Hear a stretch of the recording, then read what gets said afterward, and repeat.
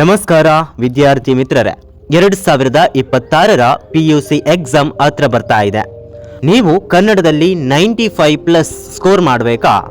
ಹಾಗಾದ್ರೆ ಈ ವಿಡಿಯೋ ನಿಮಗಾಗಿಯೇ. ನೋಡಿ, ಎಕ್ಸಾಮ್ನಲ್ಲಿ ಕೆಲವೊಂದು ಪ್ರಶ್ನೆಗಳು ಫಿಕ್ಸ್ ಆಗಿ ಇರ್ತವೆ. ಅದರಲ್ಲಿ ಈ ಪತ್ರಲೇಖನ ಅನ್ನೋದು ಕೂಡ ಒಂದಾಗಿದೆ.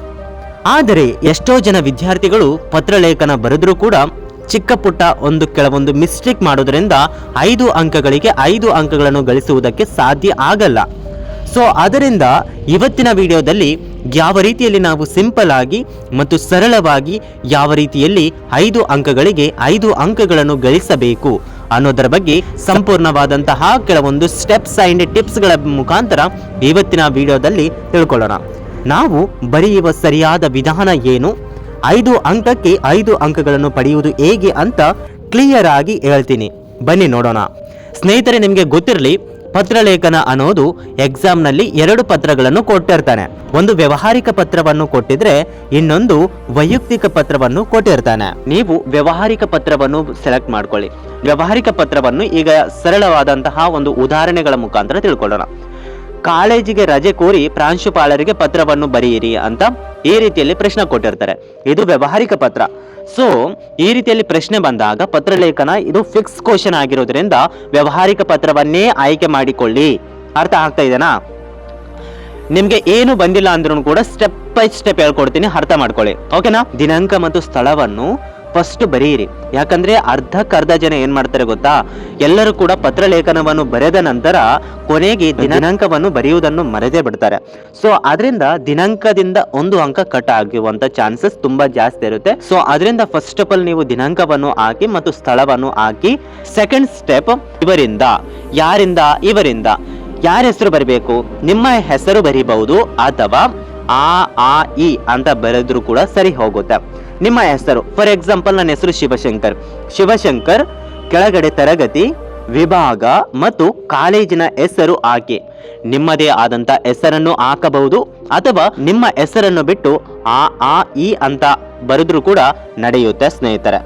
ಫಸ್ಟ್ ಆಫ್ ಆಲ್ ದಿನಾಂಕ ಹಾಕಿದ್ರಿ, ನಂತರ ಇವರಿಂದ ಅಂತ ಹಾಕಿದ ನಂತರ ನಿಮ್ಮ ಒಂದು ಹೆಸರನ್ನು ಹಾಕಿದಿರಿ ಮತ್ತು ನಿಮ್ಮ ತರಗತಿ, ವಿಭಾಗ ಮತ್ತು ಕಾಲೇಜಿನ ಹೆಸರು ಕೂಡ ಹಾಕಿದ್ರೆ ಈಗ ಯಾರಿಗೆ ಬರೀತೀರಿ ಅನ್ನೋದು ಅವರು ಮೇಲ್ಗಡೆ ಆಲ್ರೆಡಿ ಕೊಟ್ಟಿದ್ದಾರೆ, ಅವರು ಪ್ರಾಂಶುಪಾಲರಿಗೆ ಅಂತ.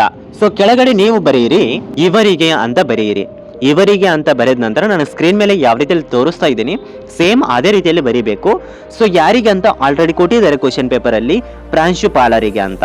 ಸೊ ಮಾನ್ಯ ಪ್ರಾಂಶುಪಾಲರಿಗೆ ಅಂತ ಬರೆದು ಕೆಳಗಡೆ ಶಾಲೆಯ ಹೆಸರು ಅಥವಾ ಕಾಲೇಜಿನ ಹೆಸರು ಇರುತ್ತಲ್ಲ. ಈಗ ಫಾರ್ ಎಕ್ಸಾಂಪಲ್ ನಾನು ಸರ್ಕಾರಿ ಪದವಿ ಪೂರ್ವ ಕಾಲೇಜ್ ಅಂತ ತೆಗೆದುಕೊಂಡಿದ್ದೇನೆ. ಸೊ ಕಾಲೇಜ್ ಹೆಸರು ಬರೆದು ಕೆಳಗಡೆ ವಿಳಾಸ, ಸ್ಥಳ ಅನ್ನೋದು ಸ್ಪಷ್ಟವಾಗಿರಲಿ. ನಿಮ್ಮ ಅಕ್ಷರಗಳು ಏನಿರುತ್ತೆ ಸೊ ಅದು ತುಂಬಾ ಚೆನ್ನಾಗಿ ಬರೆಯುವಂತಹ ಒಂದು ಕೌಶಲ್ಯವನ್ನು ರೂಢಿಸ್ಕೊಳ್ಳಿ. ಮಾನ್ಯರೇ ಅಂತ ಬರೆಯಿರಿ. ಸೊ ಮಾನ್ಯರೇ ಅಂತ ಬರೆದು ಒಂದು ಲೈನ್ ಅನ್ನು ಬಿಟ್ಟು ವಿಷಯ ಅನ್ನೋದು ಬರೆಯಿರಿ. ವಿಷಯ ಅನ್ನೋದು ತುಂಬಾ ಇದು ಮುಖ್ಯವಾಗಿರುತ್ತೆ. ಒಂದೇ ಸಾಲಿನಲ್ಲಿ ಬರೆಯುವಂತಹ ಒಂದು ಕೌಶಲ್ಯವನ್ನು ರೂಢಿಸಿಕೊಳ್ಳಿ. ಉದಾಹರಣೆ, 2 ದಿನಗಳ ಕಾಲ ರಜೆ ಕೋರಿ ಮನವಿ ಅಂತ ಬರೆಯಿರಿ. ವಿಷಯ ಮೇಲ್ಗಡೆ ಆಲ್ರೆಡಿ ಕೊಟ್ಟಿರ್ತಾನೆ. ಸೊ ರಜೆಯ ಪತ್ರ ಆಗಿರೋದ್ರಿಂದ ನಾನು 2 ದಿನಗಳ ರಜೆಯ ಕೋರಿ ಮನವಿ ಅಂತ ಬರೆದಿದ್ದೇನೆ. ಸೊ ಇಷ್ಟು ಬರೆದ ನಂತರ, ವಿಷಯವನ್ನು ಬರೆದ ನಂತರ ಈ ರೀತಿಯಲ್ಲಿ ಬರೆಯಿರಿ. ಯಾವುದೇ ಪತ್ರವಾಗಿರ್ಲಿ, ಈ ಮೇಲ್ಕಂಡ ವಿಷಯಕ್ಕೆ ಸಂಬಂಧಿಸಿದಂತೆ ಅಂತ ಬರೆಯಿರಿ. ಈಗ 2 ದಿನ ರಜೆಯನ್ನು ಕೋರಿ ಪತ್ರವನ್ನು ಬರೆಯಿರಿ ಅಂತ ಕೇಳ್ತಾ ಇದ್ದಾರೆ. ಯಾಕೆ 2 ದಿನ? ಫಾರ್ ಎಕ್ಸಾಂಪಲ್ ನಮ್ಮ ಅಣ್ಣವ್ರದ್ದು ಮ್ಯಾರೇಜ್ ಆಗಿರ್ಬಹುದು, ನಮ್ಮ ಅಕ್ಕವ್ರದ್ದು ಮದುವೆ ಆಗಿರ್ಬಹುದು, ಇಲ್ಲ ನನಗೆ ಜ್ವರ ಬಂದಿರಬಹುದು. ಅಲ್ಲಿ ಮೆನ್ಷನ್ ಮಾಡಿ, ನನಗೆ ಆರೋಗ್ಯ ಸರಿ ಇಲ್ಲದ ಕಾರಣ ನಾನು ಆಸ್ಪತ್ರೆಯಲ್ಲಿ ಇದ್ದೇನೆ, ಅದರಿಂದ ಕಾಲೇಜಿಗೆ ಬರಲು ಸಾಧ್ಯ ಆಗುವುದಿಲ್ಲ, ಅದರಿಂದ ನಾನು 2 ದಿನಗಳವರೆಗೆ ನಾನು ಕಾಲೇಜ್ಗೆ ಬರುವುದಕ್ಕೆ ಆಗುವುದಿಲ್ಲ ಅಂತ ಬರೆಯಿರಿ. ಸರಳವಾಗಿ ಕನ್ನಡದಲ್ಲಿ ತುಂಬಾ ಎಳೆಯಬೇಡಿ, ಒಂದು 4 ರಿಂದ 5 ಲೈನ್ ಬರೆದ್ರೆ ಸಾಕು. ಇಷ್ಟು ಬರೆದ ನಂತರ ಕೆಳಗಡೆ ಮುಕ್ತಾಯ ಏನ್ ಬರಿಬೇಕು ಅಂತಂದ್ರೆ ವಂದನೆಗಳೊಂದಿಗೆ ಅಂತ ಸೆಂಟ್ರಲ್ಲೇ ಬರೆಯಿರಿ.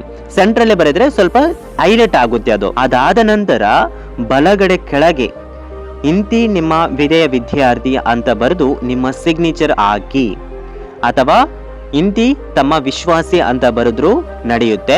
ಕೆಳಗಡೆ ನಿಮ್ಮ ಸಿಗ್ನೇಚರ್ ಹಾಕಿ. ಇಷ್ಟು ಬರೆದ್ರೆ ನಿಮ್ಮ ಒಂದು 5 ಅಂಕಗಳಿಗೆ 5 ಅಂಕಗಳು ಬರುತ್ತೆ. ಸ್ನೇಹಿತರೆ, ನಿಮಗೆ ಗೊತ್ತಿರಬೇಕು, ಪತ್ರಲೇಖನವನ್ನು ಬರೆಯುವುದಕ್ಕೆ ಸಿಂಪಲ್ ಟ್ರಿಕ್ಸ್. ಮೊದಲು ದಿನಾಂಕವನ್ನು ಹಾಕಿ, ಸ್ಥಳವನ್ನು ಹಾಕಿ, ಈ ಸೈಡು ಇವರಿಂದ ನಿಮ್ಮ ಹೆಸರು ಹಾಕಿ, ಇವರಿಗೆ ಯಾರಿಗೆ ಬರಿಬೇಕು, ಮೇಲ್ಗಡೆ ಪ್ರಶ್ನೆ ಕೊಟ್ಟಿರ್ತಾನೆ. ಸೊ ಅವರಿಗೆ ಪ್ರಾಂಶುಪಾಲರಿಗೆ ಹೆಸರು ಬರೆದು, ಕೆಳಗಡೆ ಕಾಲೇಜಿನ ಹೆಸರು ಮತ್ತು ವಿಳಾಸವನ್ನು ಹಾಕಿ, ನೆಕ್ಸ್ಟ್ ಮಾನ್ಯರೇ ಅಂತ ಬರೆದು, ಅದು ಕಾಮನ್ ಮಾನ್ಯರೇ ಅಂತ ಬರೆದು, ವಿಷಯ ಏನಿದೆ, ವಿಷಯ ಅನ್ನೋದು ಮೇಲ್ಗಡೆ ಪ್ರಶ್ನೆಯಲ್ಲೇ ಕೊಟ್ಟಿರ್ತಾನೆ, ರಜೆಯ ಕುರಿತು ಅಂತ. ಸೊ 2 ದಿನದ ರಜೆಯ ಕುರಿತು ಮನವಿ ಅಂತ ಬರೆದಿದ್ದೇನೆ.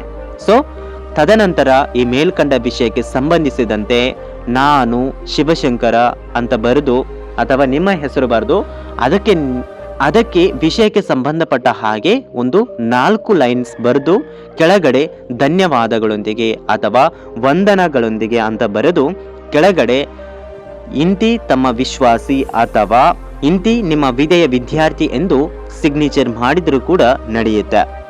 ನೋಡಿದ್ರಲ್ಲ, ಇಷ್ಟೇ ಸಿಂಪಲ್. ಒಂದು ಸೀಕ್ರೆಟ್ ಟಿಪ್ ಹೇಳ್ತೇನೆ ಕೇಳಿ. ನಿಮ್ಮ ಒಂದು ಕೈ ಬರಹ ಅಕ್ಷರಗಳು, ಹ್ಯಾಂಡ್ ರೈಟಿಂಗ್ ಏನಿದೆ, ಅದು ತುಂಬ ಚೆನ್ನಾಗಿ ನೀಟಾಗಿ ಬರೆಯುವಂಥ ಪ್ರಯತ್ನವನ್ನು ಮಾಡಿ. ಎಷ್ಟು ನೀಟಾಗಿ ಬರೀತೀರಾ ಅಷ್ಟೇ ಇಂಪಾರ್ಟೆಂಟ್. ಜಾಸ್ತಿ ನಿಮ್ಮ ಒಂದು ವಿಷಯವನ್ನು ನೋಡುವುದಿಲ್ಲ ಅವರು, ನಿಮ್ಮ ಹ್ಯಾಂಡ್ ರೈಟಿಂಗನ್ನು ನೋಡಿರ್ತಾರೆ. ಸೊ ಅದರಿಂದ ನಿಮ್ಮ ಹ್ಯಾಂಡ್ ರೈಟಿಂಗ್ ಅನ್ನೋದು ನೀಟಾಗಿರಲಿ. ಇದರಿಂದ ನಿಮ್ಮ ಒಂದು ಪತ್ರಲೇಖನವನ್ನು 5 ಅಂಕಗಳಿಗೆ 5 ಅಂಕಗಳನ್ನು ಕೊಡುವುದಕ್ಕೆ ಯಾವುದೇ ಮುಲಾಜಿ ಇಲ್ಲದೆ 5 ಅಂಕಗಳಿಗೆ 5 ಅಂಕಗಳನ್ನು ಕೊಡ್ತಾನೆ. ಸೊ ಈ ಫಾರ್ಮ್ಯಾಟ್ ಅನ್ನು ಫಾಲೋ ಮಾಡಿದರೆ 5 ಮಾರ್ಕ್ಸ್ ನಿಮ್ಮ ಜೇಬಲ್ಲೇ ಇರುತ್ತೆ. ಸೊ ಮುಂದಿನ ವಿಡಿಯೋದಲ್ಲಿ ಯಾವ ಒಂದು ವಿಡಿಯೋವನ್ನು ಮಾಡಬೇಕು ಅನ್ನೋದ್ರ ಬಗ್ಗೆ ಕೂಡ ಕೆಳಗಡೆ ಕಾಮೆಂಟ್ ಮಾಡಿ. ಸೊ ಯಾವುದೇ ಡೌಟ್ಸ್ ಇದ್ರೂ ಕೂಡ ಕೆಳಗಡೆ ಕಾಮೆಂಟ್ ಮಾಡಿ, ನಾನು ಅದಕ್ಕೆ ರಿಪ್ಲೈ ಮಾಡ್ತೀನಿ. ಮತ್ತು ಎಕ್ಸಾಮ್ಗೋಸ್ಕರ ಸ್ಟಡಿ ಟಿಪ್ಸ್ ಬೇಕು ಅಂತಂದರೆ ಕೆಳಗಡೆ ವಾಟ್ಸಪ್ ಲಿಂಕ್ ಇದೆ. ಸೊ ಜಾಯಿನ್ ಆಗಿ ಗ್ರೂಪಲ್ಲಿ. ಸೊ ಇನ್ನೂ ಇನ್ಫಾರ್ಮೇಷನ್, ಸ್ಟಡಿ ಮೆಟೀರಿಯಲ್ ಬೇಕು ಅಂತಂದರೆ ಫ್ರೀ ಆಗಿ ಸಿಗುತ್ತೆ ವಾಟ್ಸಪ್ ಗ್ರೂಪಲ್ಲಿ. ಕೆಳಗಡೆ ಡಿಸ್ಕ್ರಿಪ್ಷನ್ನಲ್ಲಿ ಗ್ರೂಪ್ ಲಿಂಕ್ ಕೊಟ್ಟಿದ್ದೀನಿ, ಜಾಯಿನ್ ಆಗಿ ಬೇಕಾ. ಈ ವಿಡಿಯೋ ಇಷ್ಟ ಆಗಿದ್ರೆ ಲೈಕ್ ಮಾಡಿ, ನಿಮ್ಮ ಫ್ರೆಂಡ್ಸಿಗೆ ಕೂಡ ಶೇರ್ ಮಾಡಿ. ಮರಿಬೇಡಿ ಸಬ್ಸ್ಕ್ರೈಬ್ ಆಗಿ. ಧನ್ಯವಾದಗಳು. ಸೊ ಮುಂದಿನ ವಿಡಿಯೋದಲ್ಲಿ ಸಿಗೋಣ.